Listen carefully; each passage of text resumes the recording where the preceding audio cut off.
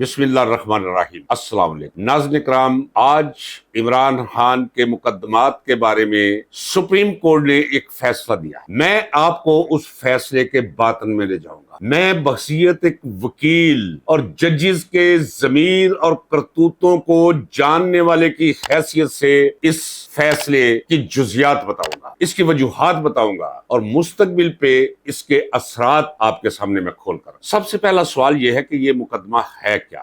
9 مئی تو آپ کو یاد ہوگا، اور 9 مئی کے بارے میں میرا موقف بھی آپ کو یاد ہے۔ میرا موقف یہ ہے جو علا وجہ العلم و بصیرت ہے، تجربہ و مشاہدہ ہے، کہ لندن پلان نمبر 2 جو ہمارے آرمی چیف اور نواز شریف وغیرہ کے مابین طے پایا۔ میرا یہ واضح موقف کہ یہ جو کچھ بھی اس روز ہوا وہ سب کچھ فوجی قیادت، نواز شریف کے خاندان اور ان کے حواریوں اور پٹواریوں کی ذہنیت کا وہ شاخسانہ ہی نہیں بلکہ شاہکار تھا۔ اور آپ جانتے ہیں کہ عمران خان کو تو گرفتار کر لیا گیا ہوا، لیکن اس کے باوجود 9 مئی کے واقعات کو بنیاد بنا کر 11 مقدمات، مختلف مقدمات، 11 FIRs عمران خان کے خلاف قائم کر دی گئی۔ بہت پہلے لاہور ہائی کورٹ میں معاملہ آیا، لاہور ہائی کورٹ نے فیصلہ دیا کہ عمران خان کا جسمانی ریمانڈ نہیں دیا جا سکتا۔ چلیں، اب سو کالڈ حکومت، یہ فارم 47 کے غلیظ بطن سے برآمد ہونے والی حکومت، یہ چلی گئی سپریم کورٹ درخواست لے کر۔ اس فیصلے کے خلاف جو فیصلہ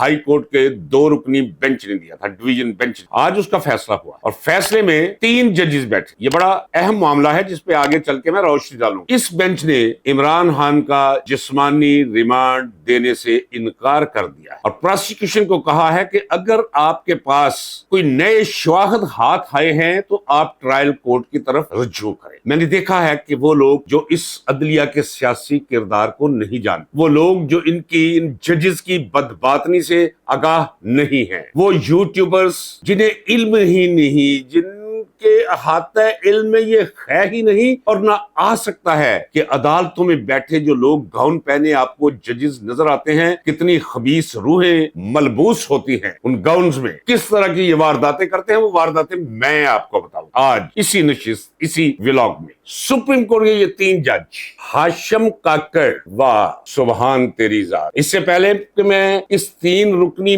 بینچ کے بقیہ 2 ججز کا نام لوں، پہلے میں بتاؤں کہ ہاشم کاکڑ کون؟ ہاشم کاکڑ وہ شخص ہے کہ جسے سپریم کورٹ میں بیٹھے دیکھ کر اور اس کی مبلغ قابلیت کا مشاہدہ کرتے ہوئے میرے دل نے کہا کوئی نیم پاگل پٹواری اس کی جگہ بیٹھا ہوتا تو زیادہ بہتر تھا۔ یہ میں ذمہ داری کے ساتھ کہہ رہا ہوں اور میں بحیثیت ایک وکیل کے کہہ رہا ہوں۔ وہ کیوں؟ وہ اس لیے میں بلکہ ایک درخواست بھی دائر کروں گا کہ یہ کیس، یہ رپورٹ ہونا چاہیے میری موجودگی میں ایک مقدمے میں ضمانت لی، اور ہاشم کاکڑ نے کہا، جسے سن کر میں یہ تو نہیں کہوں گا میرے پیروں تلے سے زمین نکل گئی، لیکن حیرانی سے میرا منہ یقیناً کھلے گا کھلا رہا۔ ہاشم کاکڑ نے مقتول پارٹی سے مخاطب ہو کر کہا کہ یہ جس کی ضمانت کی درخواست ہے آپ اسے اندر رکھ کر کیا کریں گے؟ وہ باہر نکلے گا، آپ مار دیں اسے۔ یہاں تو مار دیتے ہیں، یہاں تو لالا لطیف افریدی کو بھی مار دیا تھا اگلوں نے۔ ذرا غور کیجئے، یہ ہے وہ ہاشم کاکڑ۔ اگر کوئی معقول جج ہوتا، چیف جسٹس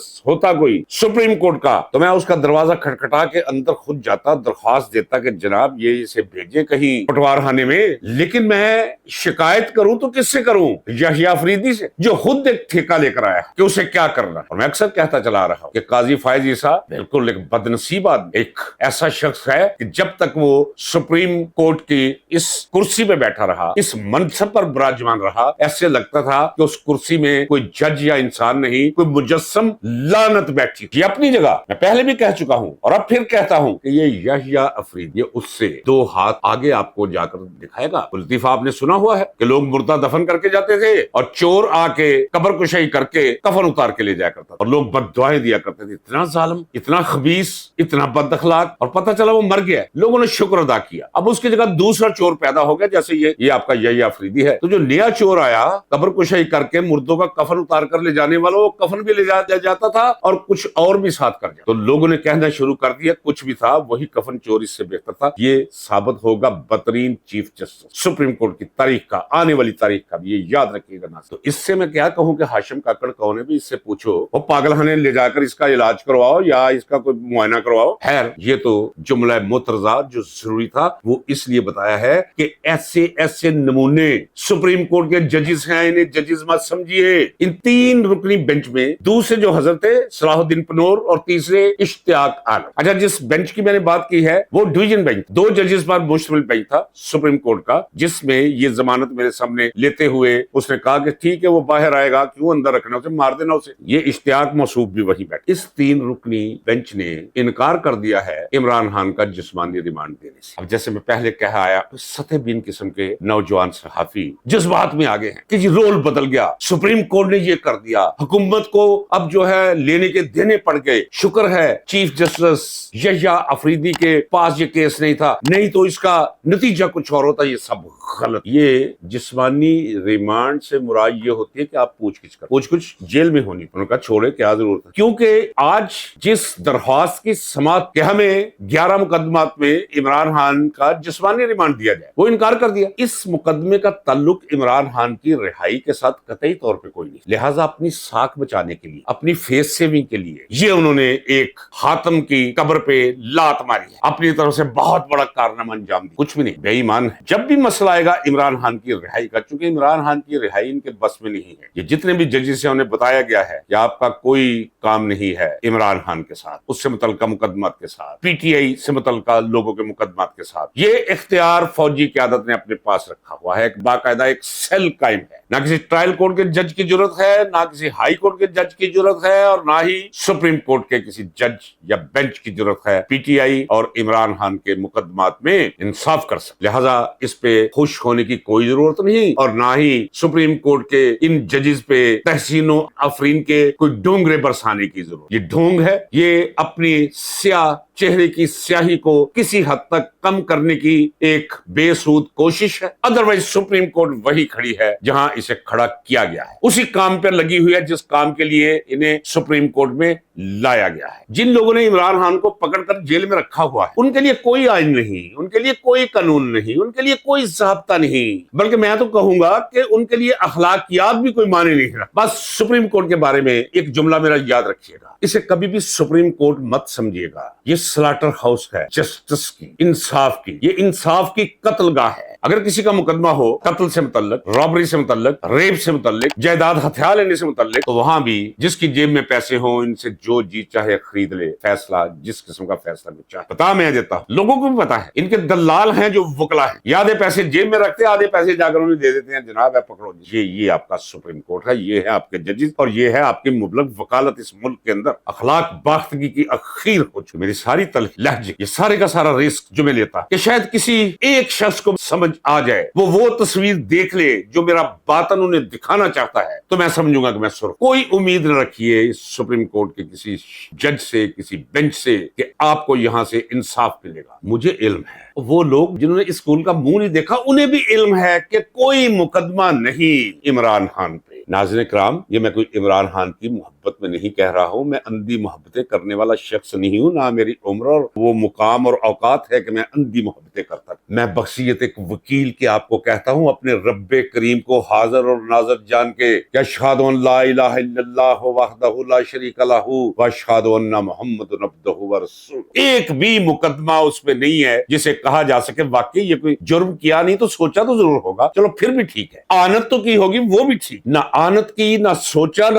جرم کیا کسی ایک مقدمے میں, اور اسے پکڑ کر جیل میں رکھا. اور رکھا ہوا کنہوں نے ہے, ان کی تو اوقات ہی کوئی نہیں. یہ پٹواری, یہ ہواری, ان کے یہ زرداری, یہ سوکرڈ, یہ شریف خاندان, یہ چور, اچکے, لٹیرے, بازارو کی کیا اوقات. یہ تو ان کی حیثیت میں کہہ چکا ہوں. کسی دیہاتی سے پوچھے کہ کپڑ کتا کیا ہوتا ہے, یہ تو سارے کپڑ کتے ہیں, ان کی تو اوقات کوئی نہیں ہے. رکھا ہوا انہوں نے ہے جن کے پاس ایٹمی میزائل, ڈھیروں ٹینک ہے, توپیں ہیں, بندوقیں ہیں, ہمارے خون پسینے سے قائم وہ فوج ہے. انہوں نے طاقت کے زور پہ رکھا ہوا. اور ایک بات بتا دوں ناظرین کرام, اسے انڈر لائن کر, اسے پرووربیل جملہ سمجھ لیجیے میرا, فوج ملک کو قائم نہیں رکھ سکتی. یہ تو ایک طے شدہ مقولہ اسے کہہ لیجیے, یا 100% ایک صداقت کہہ لیجئے. لیکن پاکستان کے حوالے سے اب میں ذرا استثنائی صورت بنا کر میں یہ دعویٰ کرتا ہوں، اس وقت پاکستان جس مقام پر پہنچا ہے اسے فوج نہیں بچا سکتی، نہ ایٹمی اسلحہ جات سے، نہ 9 لاکھ فوج اور 3 لاکھ دوسری سیکورٹی ایجنسی سے، نہ گولی چلا کر، نہ خون بہا کر، نہ جیلیں بھر کر. اگر پاکستان بچا سکتا ہے اس وقت تو صرف عمران خان بچا سکتا ہے. ناظرین کرام، اگر فیڈریشن بچ سکتا ہے، اگر وفاق بچ سکتا ہے، جسے میں ملک کہہ چونکہ وفاقی ہے یہ نظام ہمارا، اگر وفاق قائم رہ سکتا ہے تو صرف عمران خان کی وجہ سے رہ سکتا ہے، فوج اسے قائم نہیں رکھ سکتی. یہ یاد رکھ لیجئے، اسے ہائی لائٹ کر لیجئے، اس کے نیچے لکیر کھینچ لیجئے، اسے دل اور دماغ پہ لکھ کر رکھ. عمران خان کو جیل سے نکالنے میں جتنی تاخیر کی جائے گی، پاکستان ٹوٹنے کی جانب اتنے ہی قدم آگے بڑھتا چلا جائے گا. پھر وہ وقت بھی آ سکتا ہے، ایک شعر ہے کہ شاید کوئی ایسا وقت ہو ترتیب وقت میں، دستک کو تیرے ہاتھ بڑھے میرا در نہ ہو. خدا نہ کرے وہ وقت آ جائے کہ عمران خان کو چھوڑ بھی دے تو پاکستان نہ بچ سکے. آج پاکستان بچ سکے. ناظرین کرام، آپ کہتے ہوں گے کہ میں پاکستان پاکستان پاکستان پاکستان کرتا ہوں، عشق اور محبت کے لیے کوئی دلیل نہیں. وہ وجوہات میں بیان نہیں کروں گا کیونکہ بہت طویل ہو جائے گا. مجھے عشق ہے. وہ کہتے ہیں کہ لیلا کالی تھی لیکن مجنو کو عشق تھا. یہ پاکستان جیسا بھی ہے، مجھے اسے عشق ہے، میرا اسے رومانس وابستہ ہے. میں نے اپنے لڑکپن اور جوانی کے جاننے والے مجھے جانتے ہیں، ذرا ان سے پوچھئے جو مجھے جاننے والے ہیں، اور وہ سینکڑوں میں نہیں، ہزاروں میں نہیں، لاکھوں میں ہیں، لیکن نئی جنریشن نہیں جانتی. میں نے جس کیف و وجد کے عالم میں، جس رومانس کے عالم میں اپنے ملک کی سلامتی، اس کی خوشحالی، آئین کی بالادستی، جمہوریت حسن کے لیے قید و بند اور پھانسی کی کوٹریوں، شاہی قلعہ اور کون سے قلعوں میں اپنی راتیں اور دن بتائے ہیں. اس نے مجھے ڈبو کے رکھ دیا ہوا اس وطن کی. میں بولوں گا، بے پرواہ ہو کر بولوں گا، نتائج سے لا غرض ہو کر بولوں، چیخوں گا، چلاؤں گا، بتاؤں گا. یہ ریکارڈ رہے کہ کشتی ڈوبنے والی تھی، ڈوب رہی تھی، اور ایک شخص چلا رہا تھا. باقی سارے مسافر، کوئی لڈو کھیل رہا تھا، کوئی ٹھیلیاں کر رہا تھا، کوئی کھانا کھا رہا تھا، کوئی مشروب پی رہا تھا، کوئی سو رہا تھا، کوئی اونگ رہا تھا، لیکن ایک شخص شور بجا رہا تھا کہ ہوشیار، سوراخ ہو چکا ہے بہت بڑا، ابھی کہ کچھ دیر گئی یہ کشتی ڈوبی کے ڈوب، یہ ملک ڈوبا کے ڈوبا اگر عمران خان کو مزید جیل میں رکھا گیا. آخری سبجیکٹ جو ہے وہ میں ضرور لیتا جاؤں گا، بھلے وہ اشارے کے طور پر لیتا جاؤں گا. یہ ہمیں ایک تو میں کہتا ہوں کہ پاکستان کا امن افغانستان کے امن کے ساتھ وابستہ ہے. وہاں امن ہوگا تو پاکستان کو امن نصیب ہوگا. میں کہتا چلا رہا ہوں، مت دشمنی کے دائرے میں کھڑا کرے افغانستان، مت ماتھا لگائے افغانستان کے ساتھ، مت ٹکرانے کی کوشش کرے افغانستان کے ساتھ. اور دوسرا میں یہ کہتا ہوں کہ خدا کے لیے اب بس کر دے، اب یہ چورن بیچنا بند کر دے، اب لوگوں کی سماعت میں یہ زہر بڑھنا بند کر دے. بھارت بھارت بھارت، دشمن دشمن دشمن. خدا کے لیے نیک اور اچھے ہمسایوں کی طرح رہنے کی کوئی تدبیر نکالے. ہماری معاشی خوشحالی کا بہت سارا انحصار اس پر ہے کہ بھارت اور پاکستان دو اچھے ہمسایوں کی طرح زندگی. بھارت کو چاہیے کہ مسئلہ کشمیر استصواب کی صورت میں حل کرے، نہ بھارت کو چاہیے کہ پاکستان کے اندر در اندازی کرے، نہ پاکستان کو چاہیے کہ وہاں کرے. دونوں کرتے. ابھی جواب آیا ہے، جواب دیا گیا ہے. بھارت کو سلائس کہہ رہے ہیں، سنا ہے 40 کے قریب سیاح مارے گئے ہیں، اور سارے کے سارے ہندو مسلمان بھی تھے. خبر ہے کہ انہیں اتار کے پرے کر لیا گیا تھا، اور غیر ملکی 2 سیاح انہیں بھی مار. اور اب یہ ایک دوسرے کو مبارکیں دے رہے ہوں گے، وہ خلائی مخلوق، خفیہ مخلوق کہ لے لیا جی بدلہ بلوچستان میں وہ ٹرین ہائی جیک کرنے کا اور وہاں لوگوں کو مارنے کا. مروایا تھا نا بھارت نے. میں نہیں کہتا کہ بھارت نہیں تھا، وہ ضرور ہوگا، پشت پناہی کر رہا ہے، وہ نہیں کرنی چاہیے اسے. اور اگر یہ ہم نے کروایا ہے تو نہیں کرنا چاہیے ہمیں. اب اس کی طرف سے جواب آئے گا. کہاں گئے ہم؟ خدا کے لیے 21ویں صدی ہے، سنا ہے انسان مہذب ہو گیا ہے. مجھے تو کوئی فرق نہیں آتا. نظر پوری طریقے انسانیت کے اندر جب کھوپڑی کے مینار بنا دیا کرتے، ان کی اور آج کے لوگوں کی، حکمرانوں کی سرشت میں، فیصلہ سازوں کی سرشت میں کوئی فرق نظر نہیں آ رہا. کہاں انسان مہذب. میں کشمیری ہوں، سب سے پہلے میں کہتا ہوں ہمیں کسی کشمیر کی ضرورت نہیں. مبارک ہونے، لڑنے دو، مرنے دو. آپ کیوں دفاع پر بھی اربوں روپیہ ضائع کر رہے ہیں صرف اس لیے کہ ہندوستان کے ساتھ دشمنی نہ ہو تو فوج پہ، دفاع پہ اٹھنے والے اخراجات کا جواز ختم ہو جاتا ہے. خدا کا خوف کی چند روزہ زندگی ہے، ہر ایک کو گزر جانا ہے. کوئی نیک کام کرتے جاؤ. یہ بہت بڑا نیکی کا کام ہوگا کہ اگر بھارت کے ساتھ دشمنی کی آگ کو آپ بجھا کے رکھتے ہیں. آئیے دعا کریں، یعنی خواہش کریں کہ اب بھارت کی طرف سے کوئی جواب نہ آئے. اس جواب کا جواب الجواب نہ آئے. ناظرین کرام، بہت تلخ صورتحال ہے اس ملک، اور اگر انٹرنیشنل پالیٹکس کے حوالے سے دیکھیں تو اس سے بھی بدترین ہے ہماری صورت. ہم وہاں پھنس چکے ہیں جہاں سے کوئی روشنی کی کرن ہمیں دکھائی نہیں دے رہی، کوئی در کھلا ہوا دکھائی نہیں، کوئی امید کی کرن محسوس اور دکھائی نہیں. غیر یقینی صورتحال. नाज़रीन کرام آپ بھی کہتے ہوں گے کوئی خوشی کی خبر نہیں جو میں آپ کو، ہاں ایک خوشی کی خبر ہے، عمران خان کو زیادہ دیر تک آپ قید میں نہیں رکھ سکتے۔ ناظرین کرام گواہ رکھیے گا، یہ میں کہہ رہا، دلیل مت مانگیے گا میری، اس سلسلے انتظار کیجئے۔ پاکستان پائندہ باد۔